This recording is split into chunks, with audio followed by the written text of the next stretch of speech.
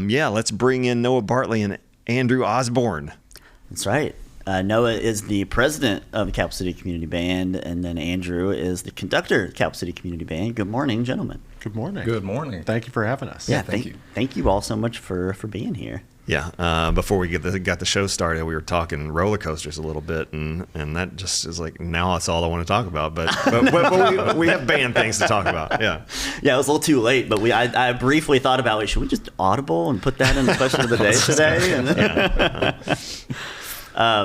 But we are talking about Capital City Community Band, and Noah, it's the 40th season for the Capital City Community Band. It's pretty big. That's a big number. It is. It's an exciting season. We opened up in 1986. Wow. So yes, it's been quite a time. We're excited to get this season going. Nice. Anything else you want to say about the history of the Capital City Community Band leading into the upcoming season? Absolutely. So, like Noah said, it's year 40, so we're trying to include songs that have been part of the band. So, we have a march. It's the official March of Frankfurt, the Capital City March, that we'll be including on this first concert, and maybe on the others. Who knows? Just if we feel like it. And then tell us a little bit about the recruiting efforts for this year. Sure. So, the Frankfurt Community Band is open to anybody who has finished a high school program on any band instrument, so woodwinds, brass, percussion.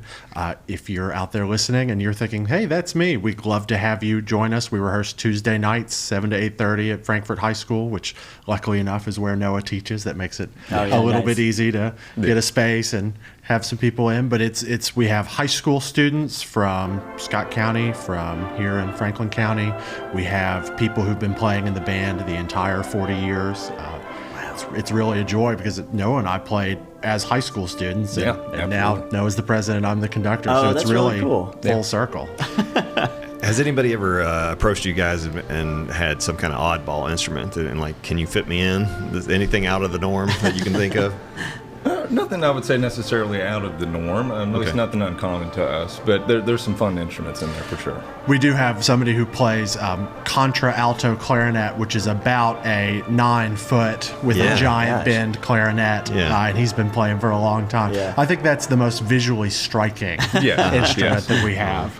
And there's some footage from the most recent summer finale that you guys had at, is that at the First United Methodist? It is. Okay. Almost all of our concerts are there at First United Methodist Church, either upstairs, which is this clip, or downstairs in the sanctuary when we can fit. That's usually the problem with the sanctuary.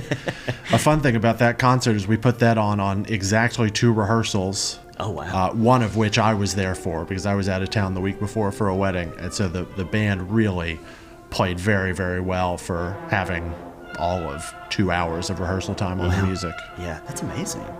And so you mentioned back to the recruiting efforts a little bit. A lot of times you find folks interested in continuing their musical pursuits, right? They're playing maybe out of high school, or it's been some years and they played an instrument in high school or college and they want to get back into it. That's kind of what your sort of flavor. Yes, this is the perfect setting for anybody who may have been stepped away from their instrument for some time. They can come in, get everything back under their fingers. It's just like riding a bike. Oh, yeah. Yeah, you can't forget how to do this. It's really the only outlet for some people. Like I played the trumpet through high school. And it's not an instrument that you can just pull out at home and delight the family with, let's just have some tunes. Let's just gather around, like the guitar or the piano or, something that's like, people would actually enjoy to hear just randomly. Mm-hmm. So the band is the outlet for stuff like that. Yeah. It's like, we all love a solo trumpet, but it plays really well in a band, a community band setting for sure. If folks are interested in signing up, where should they go? To the website? Or we have a couple of different options on social media. You can reach out to us on Facebook through the Capital City Community Band page.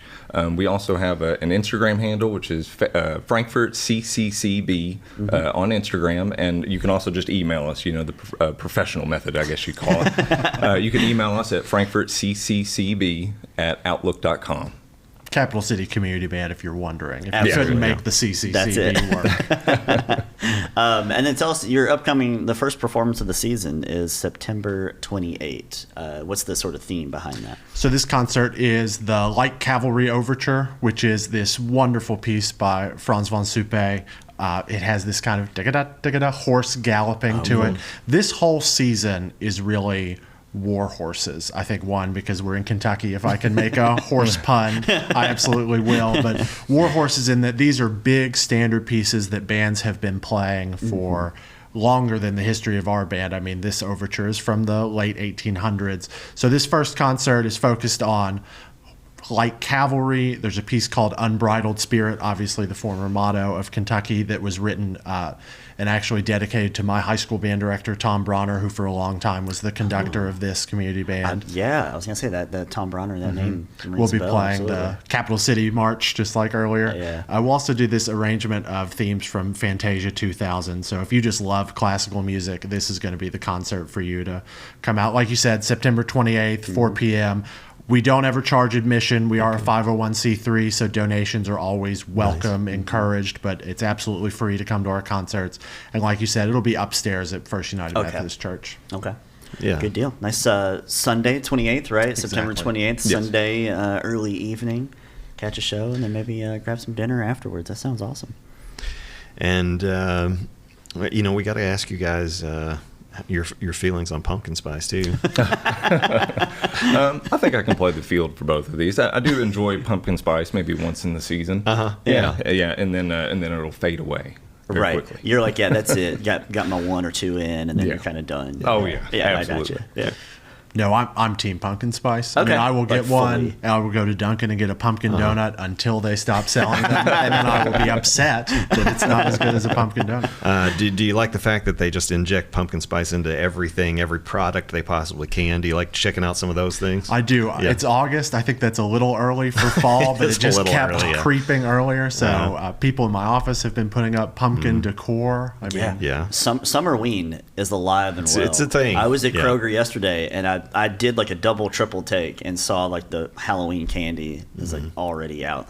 What day is it? Too early. Yeah, did that skip a month? Like, I told Zach last week they're even making like new decorations to try to push it forward. So they had watermelon jack-o'-lanterns at Walmart, so you can kind of do those carve like a pumpkin? That's my My question. question. yeah, right. I think they would. I guess I don't know, but these were plastic, like they're selling. So interesting stuff. But Yeah. people love the fall, and they just want it early, as much of it as they That's can get. right. I think. Yep. And I think it might feel like that this week. We'll find out here in a second. But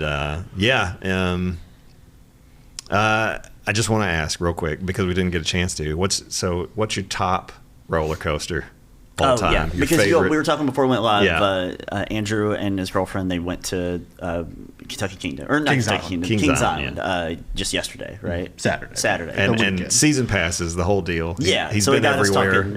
Yeah. This is something that gets debated on Facebook groups everywhere. My top is Millennium Force at Cedar Point. Cedar Point, yeah. 300 foot, just like Orion at Kings Island, but all right. so much more intense. I don't know why. I don't get that much into it.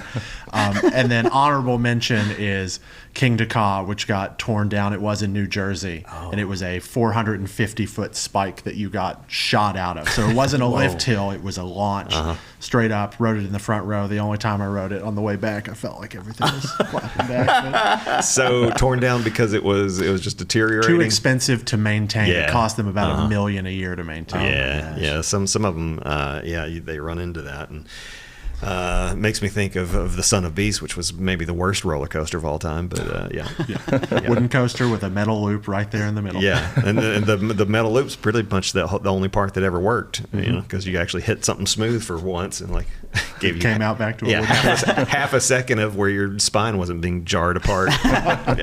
Noah, not to leave you out of the convo, did you have a roller coaster thought? I don't have a ton of roller coaster experience, but I do enjoy them. Yeah. Good deal. Thanks, guys, for being here. Yeah, Thank you absolutely. so Thanks much. for having us. And I'm sure we can have you back sometime, and then we'll talk about other concerts you're putting on, and just give us a ring when you guys are ready to talk about something. But absolutely. and remember, if you're out there and you've got an instrument and you're looking to play, and maybe you haven't thought about it, to let the CCCB know about it and contact them to join up. Right, anytime. Absolutely. Absolutely. And come out to the concert on September 28th.